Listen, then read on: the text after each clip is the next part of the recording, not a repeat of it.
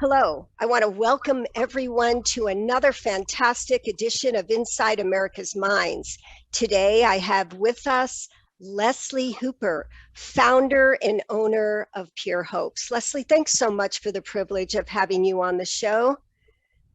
Thank you. I am so glad to be here with you. Uh, we've been trying to get this for a little while, and it finally came true, and I Yeah. cannot be more pleased to be Ah, here with I'm excited. I'm excited because your life has been phenomenal and the challenges that you have overcome are beyond inspiring for so many people, which is why it was so important to get you on the show. So I want to thank you. Thank you so much for your time. So you're a life coach, you're a Texas certified peer specialist and supervisor, you. and you had quite the journey to get to that place where you are today, which is you're quite successful in your words. And I remember you saying these words verbatim when you and I were a guest on our friend Sharifa Hardy's show. You said, I have ups and downs and merry-go-rounds. And that always stuck with me.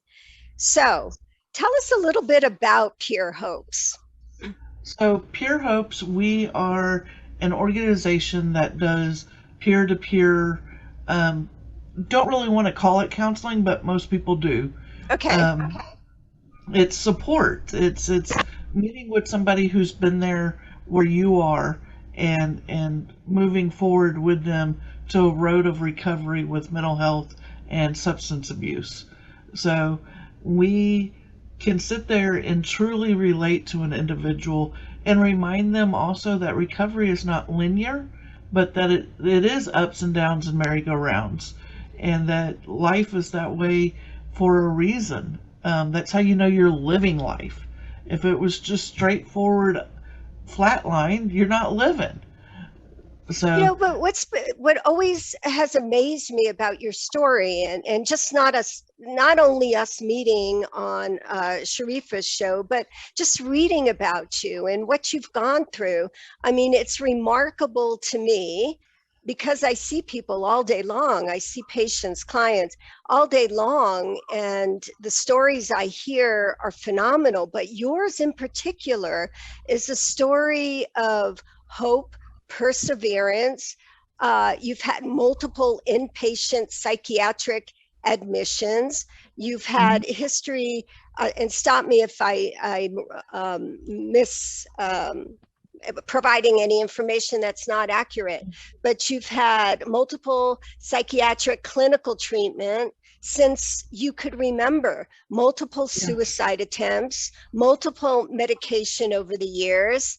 So how did you get from a life full of challenges that most people cannot even conceive to helping people and passing that gift on and being able to relate to a population that is so vulnerable and so misunderstood in most cultures?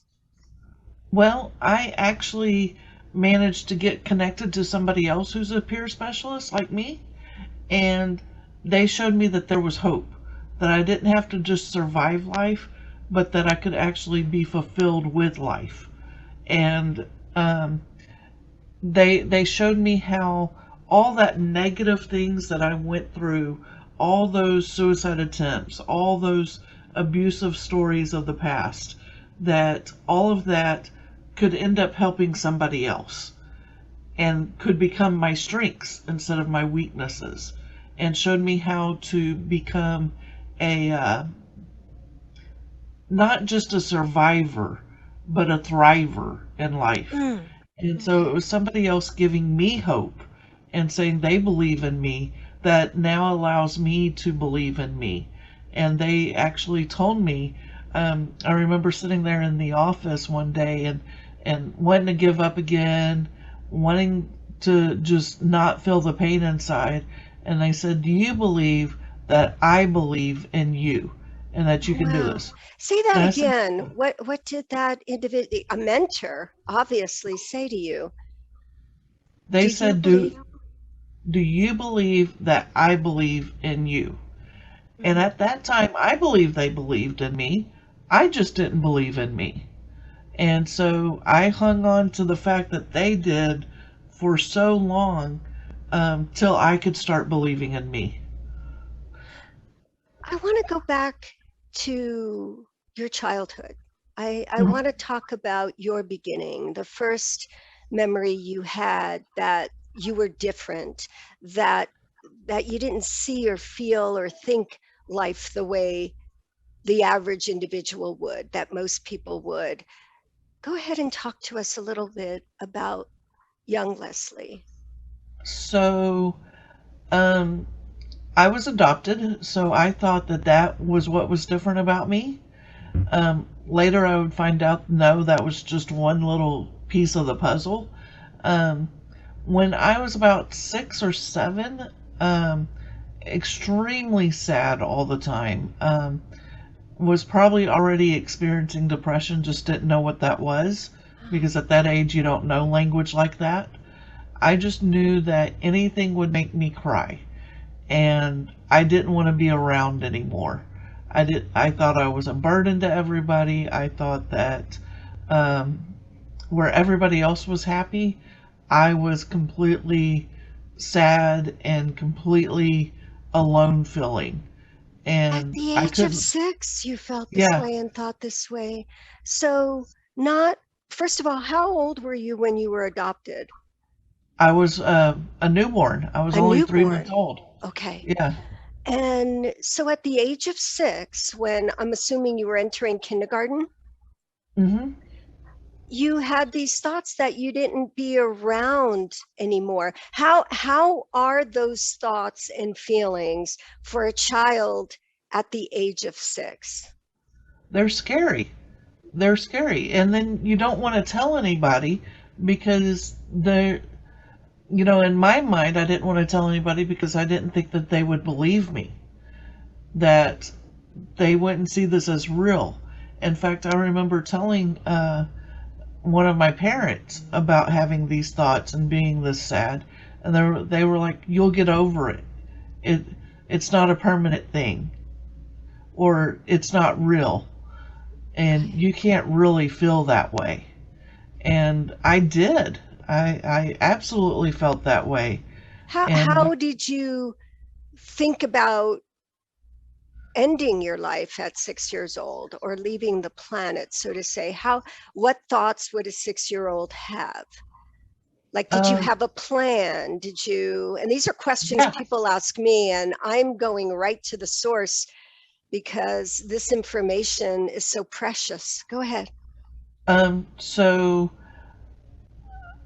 at that age, my plan was, well, I will just run my bike into a moving car, Hmm.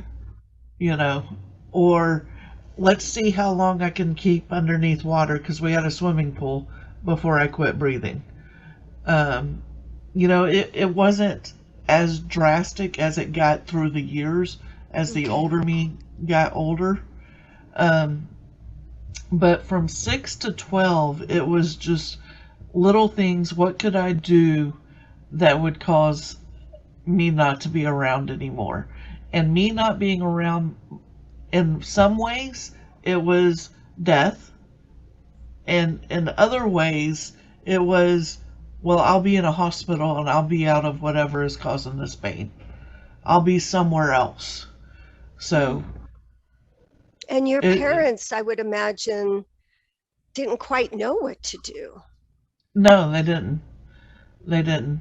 That's why there was hospitalizations at such an early age. Tell us So, about the first hospitalization, how old you were, where it was. A lot of people, the general public, kind of relate inpatient psychiatric admissions to movies that they see or TV. And I've done a few rotations in inpatient units. So the experience is much different than what the general public will see, especially again with movies and TVs. Tell us right. what you recall from that, how old you were, and that. So, I think I was 11 or 12 the first Mhm. time. And I went to a children's hospital that dealt just with psychiatric behaviors.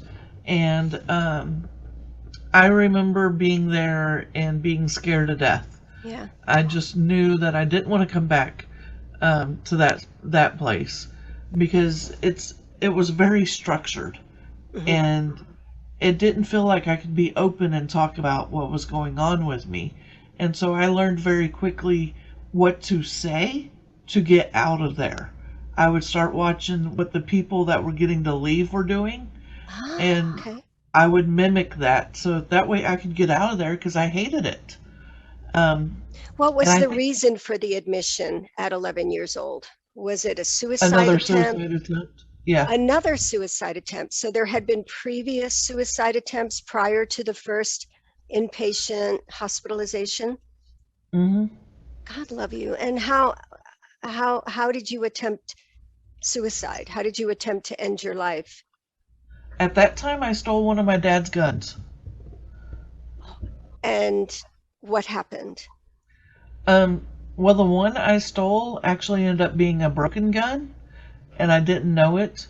Um, and I would hold it down to the ground and fire it, and it'd work. I'd hold it straight up and would put it under my chin, and it wouldn't work. Well, what I didn't know was the firing mechanism in it was broken. And when I was holding it downward, it allowed it to work. Um, so, yeah. And just talking about it now, you're back in that place. Again, I want to Mhm. thank you because just sharing this story and the challenges is phenomenal, and it's a gift for so many to hear this because it's the experience of so many other individuals. So at the age of 11, you're trying to commit suicide with your dad's gun, who malfunctioned when you put it up under your chin. And then what do you recall what you did when it didn't work? I actually was in a big, humongous field and I chunked the gun. I gave up. I got mad. I said, this isn't working. And I just chunked it.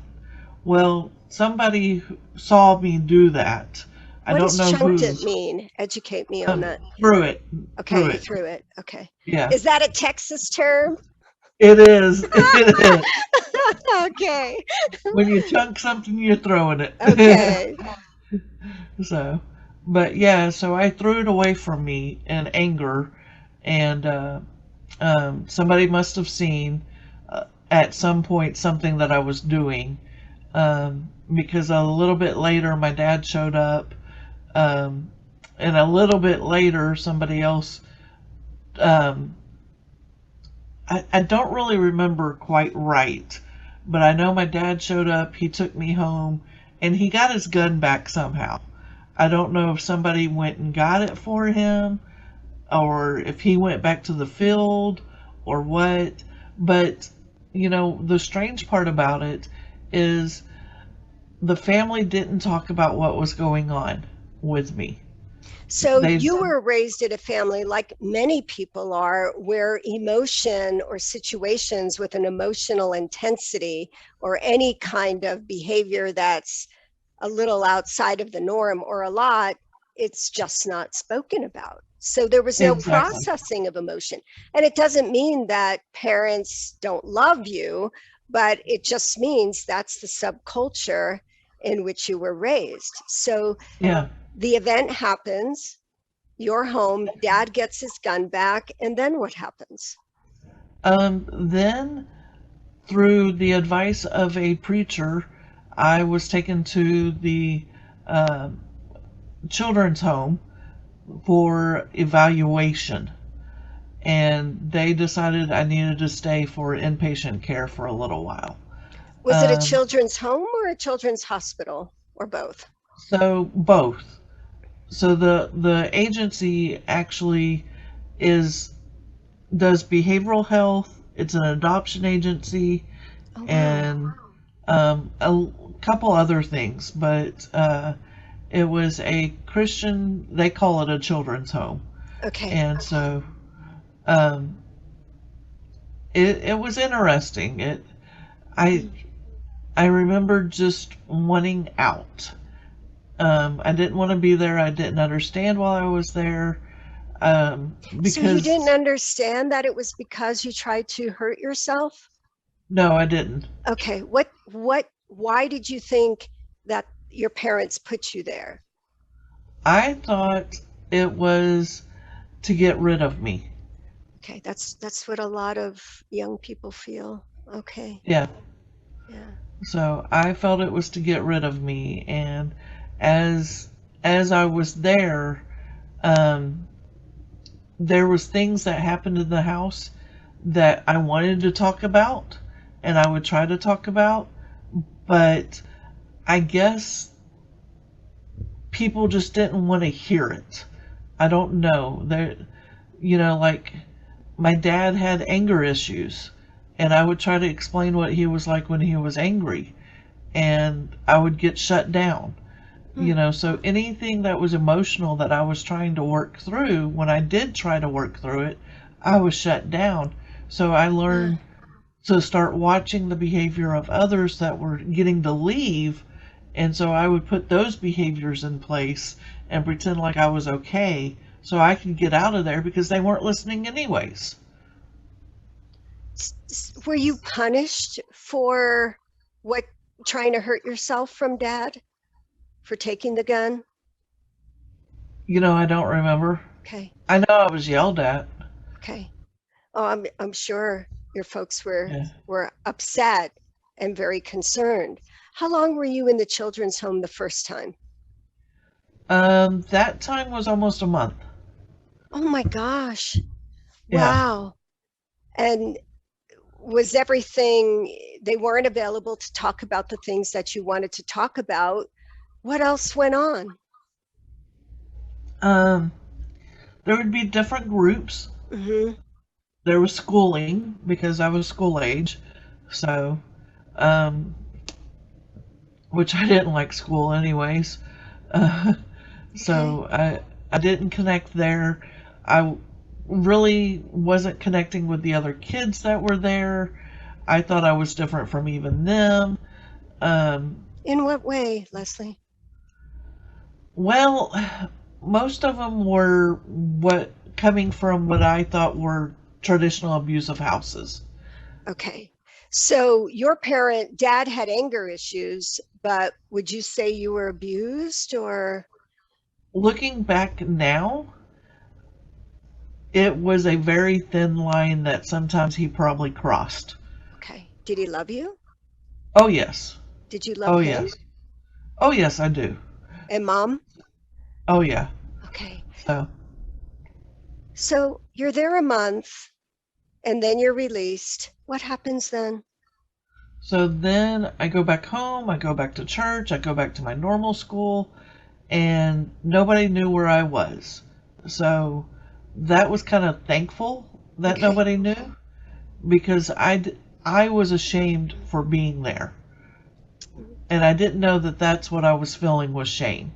Because growing up, because we didn't talk about emotions and feelings and what was going on, I didn't know what the correct emotion or feeling should be. Yeah. So, So I define shame for our audience, because a lot of times people kind of like the difference between shame and guilt. They are different, but for you, those feelings of shame, which a lot of young people will feel, especially when they don't feel the same as everybody else or feel depressed. What what does shame or what did shame feel like? um embarrassment, Hmm. um putting myself further down for going through something. Um it I think I'm still learning the definition of shame, Okay. to be quite honest. But shame for me is not so much what I do, because what I do, that when it's a mistake, that's the guilt, right? um, and I can correct that. Shame is I might not have done anything Hmm. to bring on these feelings, and I don't know how to correct them, and they may not be mine to correct at all. So, Very profound what you just said. So there's the first suicide attempt. And then what happens after that? You return to life. Nothing is talked about. Nobody knew, which, yeah, does help in many situations. But again, the need to tell your story and some kind of emotional, psychological, behavioral intervention doesn't happen at that point, correct? Right. And then what? So then I get to about 13, 14, somewhere in there, and I learn about alcohol. Okay. And I learned that I don't feel the same feelings when I drink. In fact, I don't feel the pain. And so from 13 to 16, I was starting to drink almost all the time, but I was hiding it. So it What was would you drink? um, whatever my brother had hidden in his room. And how old was your brother? He was 18. Okay, was he adopted or was he Yes, biological? He was adopted we're as all well. Okay. we're all adopted. There's me and two older brothers. Okay. Uh, So now your older brother know that you were stealing his alcohol? I don't know. Have you ever asked him? No. If he sees this podcast, you guys have a lot to talk about. So Right. you reach out for alcohol and you find out that, hey, it actually brings you to a different place psychologically. And how was Uh, that? um, at that moment in time, I thought it was a game changer. In Um, what way? well, I was more relaxed to be able to talk to people, because talking to people made me extremely nervous. Even if they Okay. were good friends, I was scared to talk to anybody. Social Um, anxiety, was it fear of judgment? What were you worried about? Fear of rejection or Rejection, yeah. okay. Um, and then, of course, in my household, you were taught that you didn't talk about anything outside of the household. Mm. So, I was scared to even tell my best friends at the time how I was feeling in the household. So, um, and then I learned at that age that you don't talk about anything that's hard. So I would try to keep things lighthearted. And middle school is such a war zone. Uh, How was that for you socially if you couldn't even bring it home to talk about if they're, bullying or so yeah, I was one of the ones that the other peers, um, I call them peers today now, um, would pick on quite a bit. And I, why do you think they did? I think it's because I didn't have a voice for myself yet, Okay. and wouldn't speak up and say, you know what, that's really not cool. That's not right. Um, What would they do, Lesley? I see a lot of individuals as adults who were bullied younger and adolescents who are still bullied. What mhm. what So did I've you been have to called every name in the book by kids. mm, If it's in language, kids know how to use it, mm, and I don't care what they say. Words do hurt. yes, they do. Um, I would have lies spread about me. I would have nasty notes left on my locker. Um, Everything except probably physical, actual abuse. Lots of laughed at Mm. times. Um, no, I take that back. There was one time in the girls' locker room, somebody thought they were going to fight me, and they pushed me, and I fell into the lockers. And about that time, the coach walked in and stopped everything. So, How uh, what a dark period in your life. yeah. It's kind of like nowhere out, and the message that you kept getting was you're not worthy. You're not acknowledged. You're not. And here you are again today, which just shows the power of you. Have any of those kids contacted you since that time? Because you're pretty high profile with social media, your books, which we're going to get to. Have any of those bullies contacted you? Um, at one time, one of them did and apologized. Really? Um, Okay. yeah. Come to find out, they are in recovery of alcohol, Okay. and that was part of their process of making amends to people. And they Okay. remembered how they treated me, and my part in helping them get through what they needed to was to let them know, to make the best amends to me is to not do it to anybody else. And they had children at that time. So I said, and teach your children not to do that. Mhm. So, So then high school, talk a little bit about high school. oh, high school. So Badly. it was my second hospitalization came my freshman year of high school. Um, Went to a different hospital. Again, couldn't really get people. I think because I had such hard communication skills, I couldn't get through to people what I needed to get said. Um, and I've really worked in Hmm. years since then to change my communication. So, um, But nobody thought to ask you if you were depressed and to tell you this is kind of what the symptoms are of depression or anxiety, or because you and had chronic depression, it sounds like.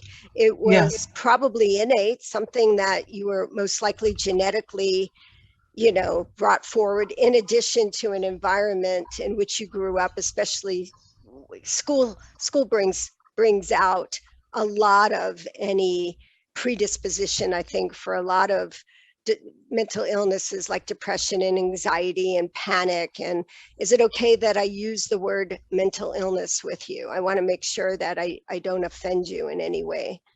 you don't offend me. Now I call it mental challenges.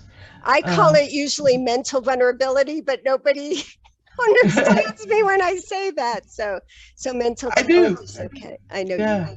Okay.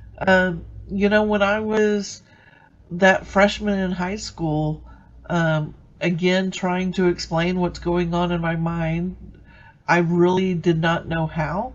Um, that, though, was when I was first put on medications to help me. And the only medication that was put out there for me at that moment in time was actually Adderall because they thought fixing my ADHD would fix everything else. So you had attention deficit on top of the depression, and yet we know that depression and anxiety interfere with thought processing, which causes attention deficit and memory problems. Depression and anxiety cause memory problems. So you're Right. placed on Adderall, and then what happens? Which is a stimulant. Um, well, that made what we call mania or manic Mm. become worse. I had already had phases of it So where you I'd were go on diagnosed with spree. bipolar disorder, previously known as manic depression? Yes. Okay, all right.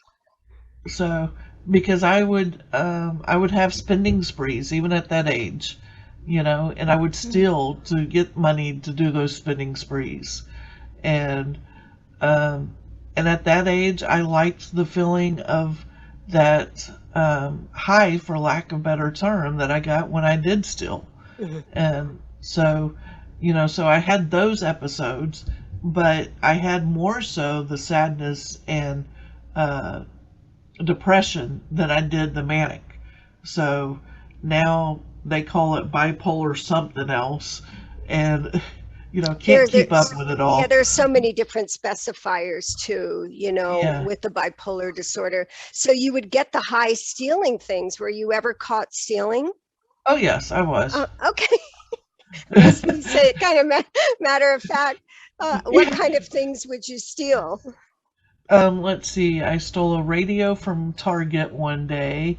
I would steal money from my parents' billfolds. Uh, Okay. I learned quickly how to forge their signature, so There was times that I stole checks of theirs.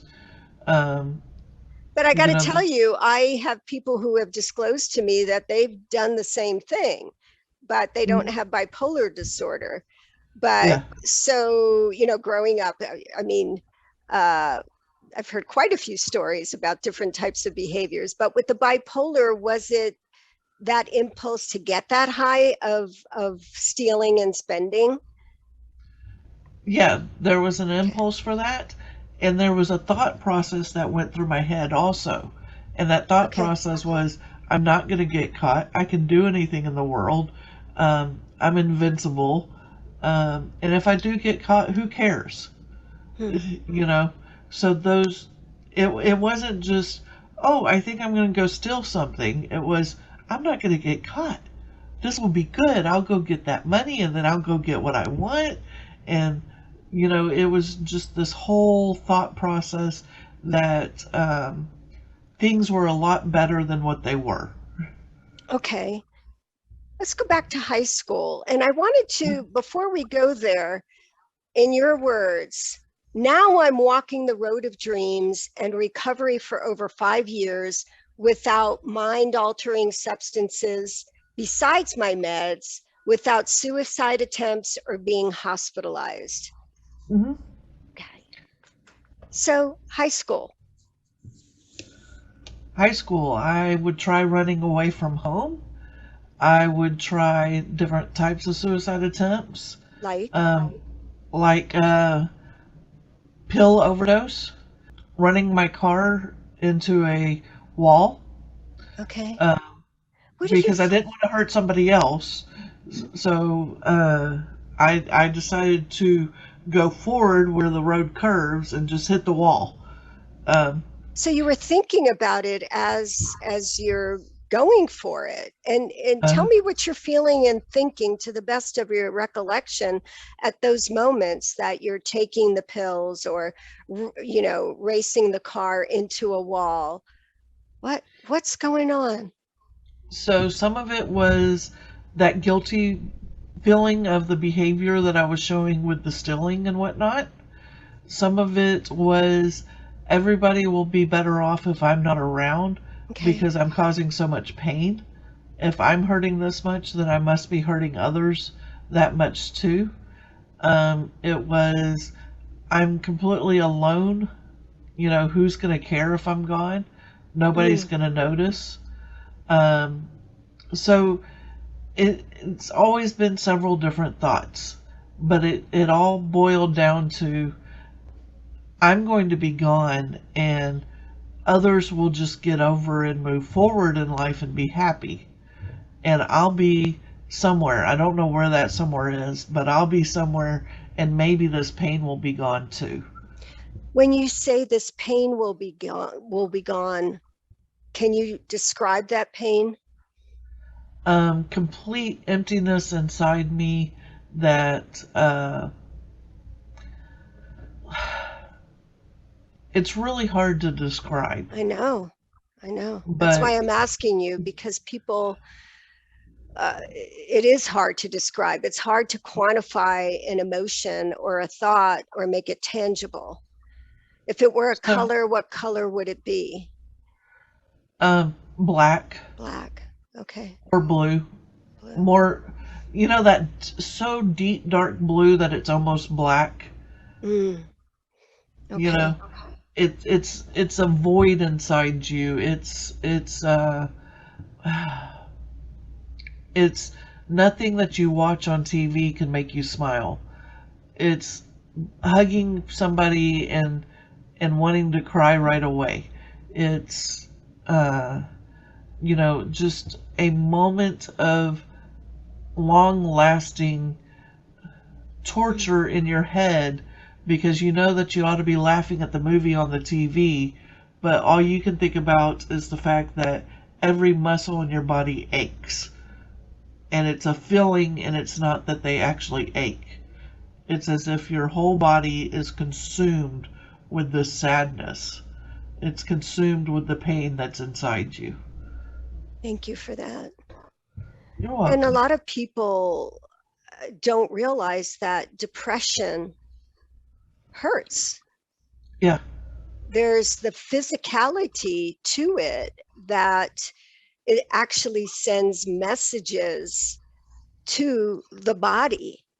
And so I'm so glad to hear you mention that your body hurts, because a lot of people will say, well, I'm fatigued, I can't, there's no pleasure in anything. We use the term anhedonia, um, a clinical term, but depression hurts. And once the depression is alleviated, most people feel better physically as well. So Yes. you're in this dark place. Did you ever undergo electric convulsive shock therapy or electric shock therapy No. for the depression? Okay. No. ECT. Um, yeah, I think I never did because I think it was something that scared my mother. Hmm. So though I was adopted, my grandmother, who was my mom's mom, was diagnosed as schizophrenia. Okay. And she went through shock therapy and lobotomy and all of Oh, that stuff. lobotomy too, where they Yeah, remove a portion of the frontal lobes. Oh my yeah. gosh. Wow. And she Yeah. never changed, even with all that. It would last for a week or two, and then she'd be right back to where she was. And so a lot of those Wow. treatments like that scared my mom, Yeah. and so she didn't want to have that done to me. So I want to ask you a few questions. So high school, definitely difficult. Worst day ever for you? Worst day ever for me.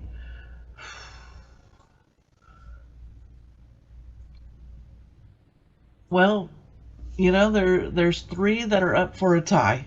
Mm. So one was the day I gave my son up for adoption and had to actually leave him. Oh my gosh, Lesley. Um, well, I was 20 and uh, I knew that I was not the mother that he needed at that time. And so, out of love and Hmm. concern for him, I allowed him to be placed with a family that could provide him everything that I couldn't. Like, I didn't know Wow. how I was going to provide good schooling, college, all of those things that you want for your child. But I knew if I gave him to a family Mm. that could and couldn't have children and wanted children, that he would get all that. Now, I had some very specific things. The family had to have been waiting for a long time, not just gotten on the list for a child. They had to have a dog. They had to have um, careers that were good. Um, and they had to have spirituality of some form in their life. And the family that he was placed with had all of that. In fact, they were teachers. So, Wonderful. and his adopted dad taught woodcraft and history, and his mother was an English professor, I believe. I don't remember right offhand. So I knew that education would be a part of his life, and that he would be able to succeed that way. And they had a dog. Wow. And they had So a dog. What a yeah, gift at your own sacrifice to give this child the best. Has he contacted you? Are you in touch not at yet. all? Okay. Not yet. I hold out hope for that. Um, Okay. in the state of Texas, once uh, there, if you do what's called a closed adoption, then you can't just reach out. And I did Mm. closed. I could have done an open adoption where we could have been in communication all this time. But I did close so that way he didn't have me hanging over him and he could Mm. actually be completely involved in that family. Wow. What a difficult decision. Everything, I mean, from childhood to that point was about loss, was Yeah. about a lack of control. And your son's dad, The minute he heard that I was pregnant, he denied it was his and took off to Louisiana. So, another loss, another yeah, abandonment, another message to you that you're not worthy. yeah. Well, Oh my and gosh.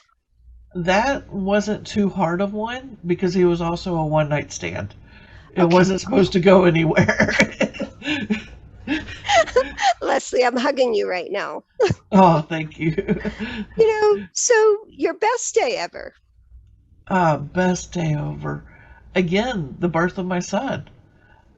Just um, So that was one of the difficult giving him away, but one of the best days was having him. yeah, yeah. In fact, the nurses said I smiled the whole time through the delivery. I gave him, so when I had him and everything, it was a complete natural birth. There Okay. was not enough time for medications. Um, Oh my Lord. and Oh my so gosh. my body took over and I didn't feel any pain and Wow. I was smiling the whole time. And once he came out, I looked at him. I said, "Yep, it's a boy," and laid back down. And then they gave me the good medication so I wouldn't keep hurting. Glad for that. So that was one of the worst days ever, was giving your son up for adoption, which was the greatest gift you could have given your child at that point in your Right. life. You said there were two other contenders. So my last suicide attempt was also one of the worst days. I was in a very abusive relationship, and I'm talking about any kind of abuse this person did: physical, sexual, mental, spiritual, you name it. If she knew how, it happened. So it was a And same sex relationship. yes, yes. Why are you bisexual or No, pansexual or I am a straight up lesbian. okay, all right. But you got pregnant, so and that That was because I was young and I didn't know who I was yet. okay, a straight up lesbian. I love it. Good. And this is another thing I love about you. And I know the audience will appreciate you are so genuine. So you're a straight up lesbian and you were in an abusive relationship. Yep. Talk And about that suicide attempt. so she had moved out of the room that we were in and moved into another room of the house and had me feeling like dirt was more important than I was. Um, and Again, validating that construct, that story in your head, which was yeah, based off of a lot of truth as far yeah, as how you were treated, real life experience. yeah. And when I went through that period of time and went through that attempt, I actually thought, if my son did come find me, I didn't like what I saw in the mirror, so why would he? And so I thought, it'd just be best for everybody if I was gone. You know, um, that obviously I wasn't good enough. How long And ago was this? this was September 5th of 2015. Sorry, I look at my wrist for that because I actually have it tattooed there. Oh, show us. Bring it up closer. Okay. Okay. So, and then it's got the semicolon for the story goes on. Let's see. There we go. Okay. Wow. And then on top it says live on. So, um, So every day that's a reminder yeah, of what? that I don't want to get back to that place. Excellent. Okay. So, and that time I took full bottles of Lamictal, Latuda, Synthroid, Hydroxyzine, Tylenol PM, and Advil PM. Okay. So medications for bipolar disorder, Hmm. Advil, Tylenol, Uh-huh. and what else did you say? Hydroxyzine and Synthroid. Hydroxyzine and Synthroid for your thyroid. Yeah. Okay. And what happened? I was out for 3 days. I woke up 3 days later in the hospital. Who found you? I really don't know. I just remember Okay. laying down and smoking a cigarette, and that was it. That's all I remember. And then I woke up 3 days later in the hospital. Um, Was your partner She at the told me, time who found you?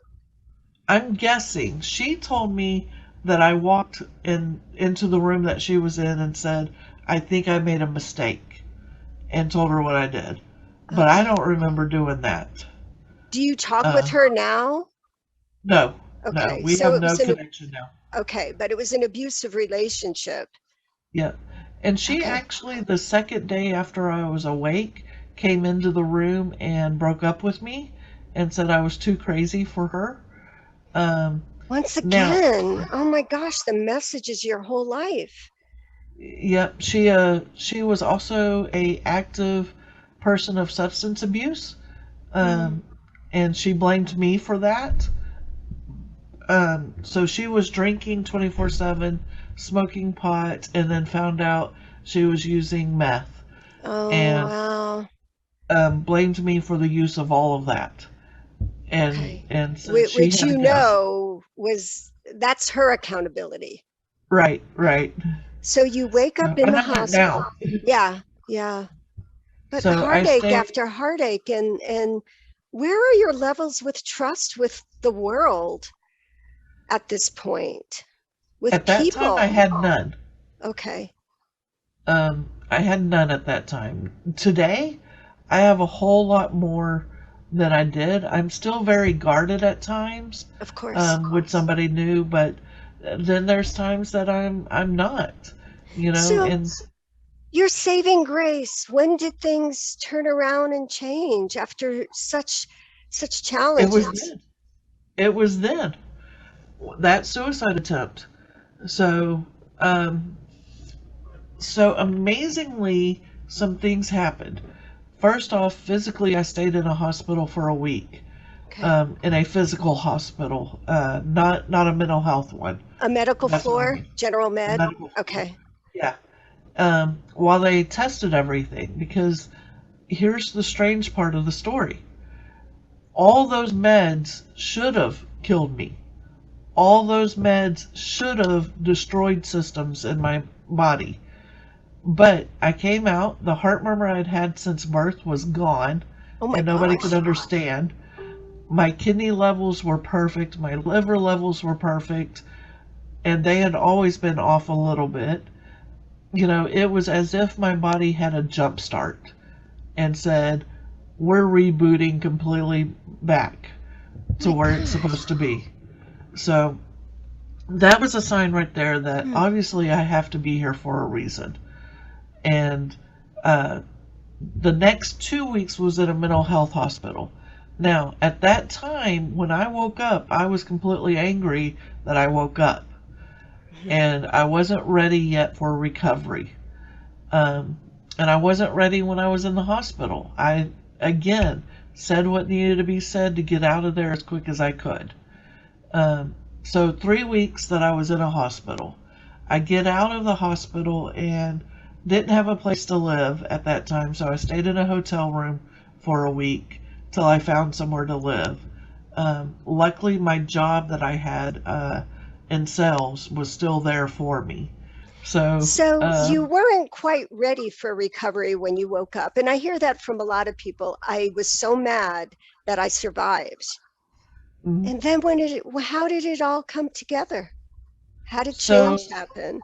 Your body is gotten a jump start, which uh, phenomenal. I'm surprised with the medications that you told us you used to overdose didn't do any organ damage.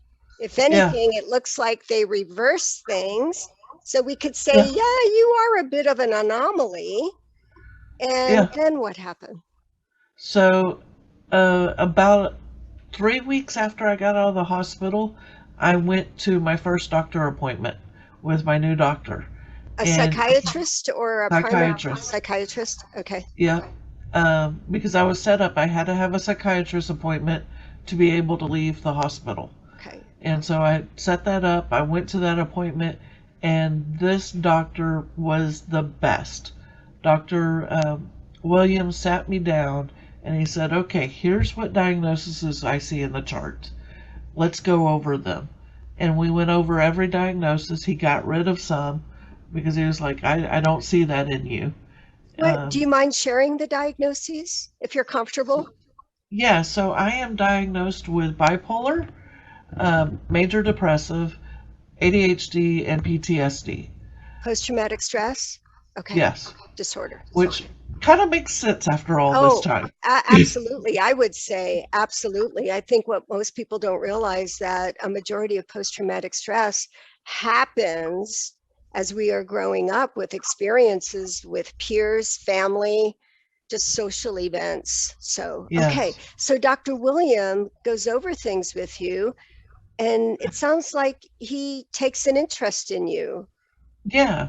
So he Hmm. really did, and he he explained every diagnosis to me. He explained what meds we were trying, and he which they had already given to me in the hospital. And he also told me at that time, there may be a day that comes that you don't need medications. But till that day comes, let's get you on these meds, let's get you balanced out, and let's start working on skills, which nobody had ever said to me to do, you know. And he was like, and let's get you in touch with a caseworker and another peer specialist. That's when I asked what a peer specialist was, Hmm. and they explained that to me. Let's get you with a counselor and let's work on everything. And it was the first time that somebody said, I want to hear your story also. And they didn't Wow. want to just hear it to correct it or fix it or change it. They wanted to hear it and validate it. And that was humongous. And that was the turning point. And so I still hold true to those diagnoses today. The only one that fell off that was back then still was the alcoholism one, but Okay. that fell away um, after so many years of not drinking or using illegal substances. They were like, that doesn't need to stay on your chart. Good. I'm glad that he took the time to do that and to Yeah. update your behavioral health chart. But more than that, to listen to you and validate and really give you the message of hope. And he believes in you, obviously. Yeah. So after some time and a lot of hard work, I went from starting out on 8 medications to down to 3. Um, Phenomenal.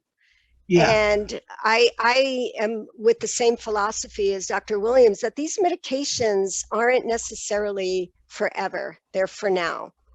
yeah, Tell us a little bit about how you feel about medications, because I remember the last podcast you and I were on as guests together, there was somebody who was very anti psychotropic psychiatric medications. Excuse me.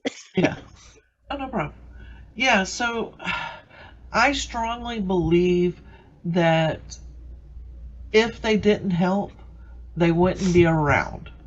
Okay. And I strongly believe that there are some of us out there that have to be on the medications to get to a certain point in life, Mm.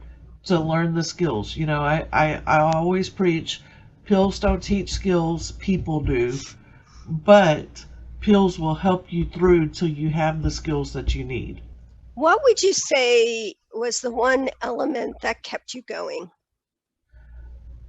People actually wanting to hear my story Hmm. and not fix it and not try to change it and not say, oh, that didn't really happen, or are you sure? But they actually wanted to hear my story and they wanted to know what I wanted to do to move forward.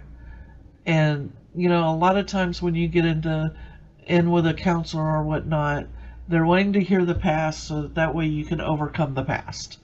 Okay. Well, the counselor I got with, instead of saying, um, what's wrong with you, they said, what happened? Okay. And instead of saying, okay, we're going to fix all this stuff and move past the past, they said, no, the past is there. We're going to leave it there. And if we live in the past, that's all we're going to ever do. Let's look at the future. Where do you want to go? What do you want to be? Who do you want to be? And let's start looking at that.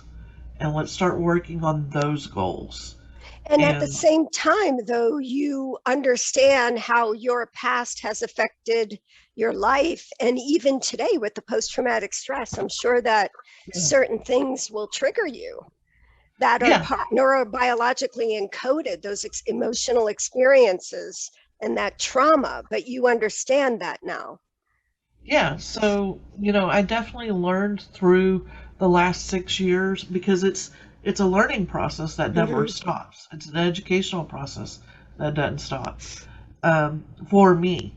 Now, I've learned what triggers me and what doesn't, and I will learn when a new trigger comes up. And for those in your audience that don't know what a trigger is, that's an instance, a smell, a thought, a room. It can be anything Yes. that puts you back in the past, Yeah.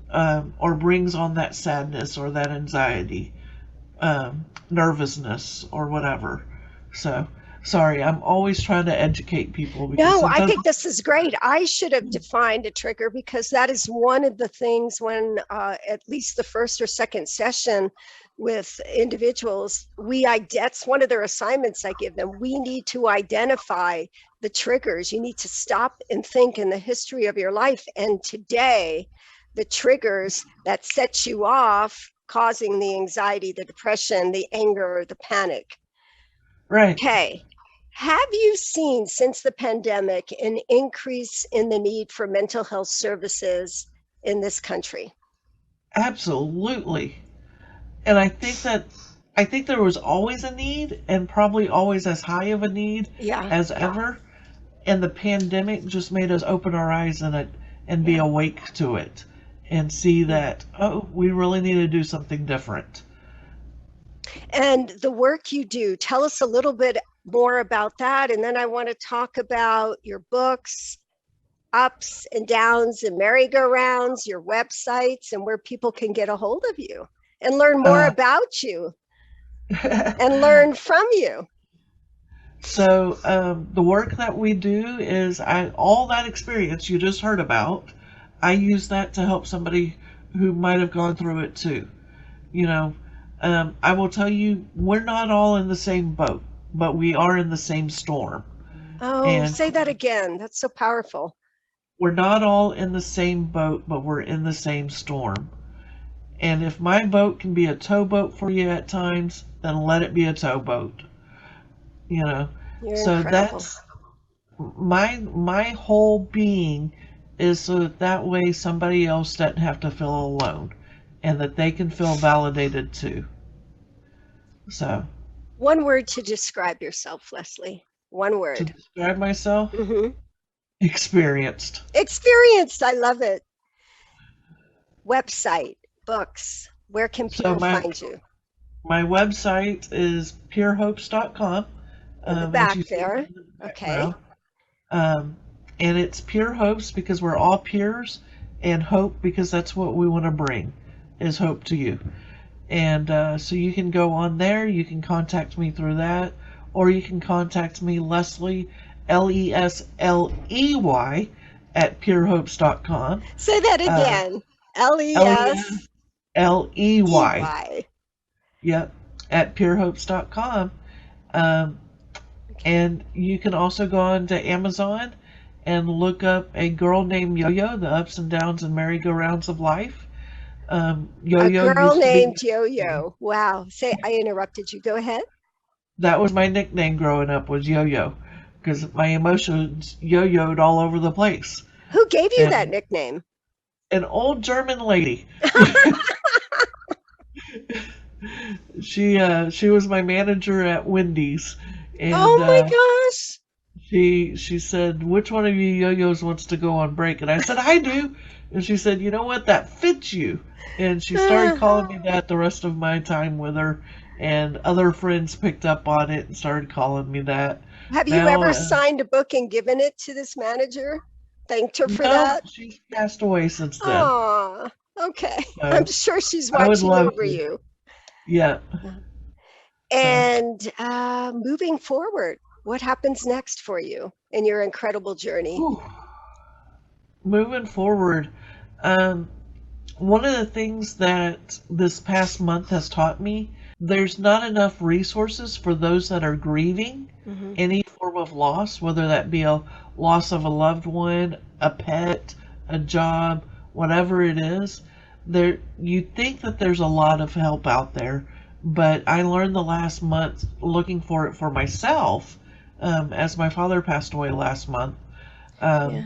How did you deal with Uh, that, Lesley? Losing your dad? that's been the hardest thing I think I've dealt with next to giving my son up for adoption, because he over time became one of my best friends, and he became one of my biggest supporters. So I get out and I live life now because I know that's what he would want, and so I work through it. Um, but yeah, it's been a big loss, and so I've been looking for grief support groups Mhm. and realized there was not as many out there as you're made to believe. So purehopes.com, now at our physical location in Pasadena, Texas, just outside Houston, is going to have a physical grief group on Monday night starting 2 weeks from Wonderful. now. Um, Wonderful. we'll probably have a virtual grief group starting. Um, so I am, every time I get a chance and I hear something that a peer can step in and show support and help teach coping skills and life hacks and all of that fun stuff, and I see that there's a need that's not being met, I throw it to Pure Hopes. I'd say, okay, gang, we're doing this, and we make it happen somehow. You're incredible. And again, what a privilege to have you on Inside America's Minds. Lesley Hooper, founder, owner of Piers Hope, piershope.com. Thank you so much, Lesley. Godspeed. Thank you.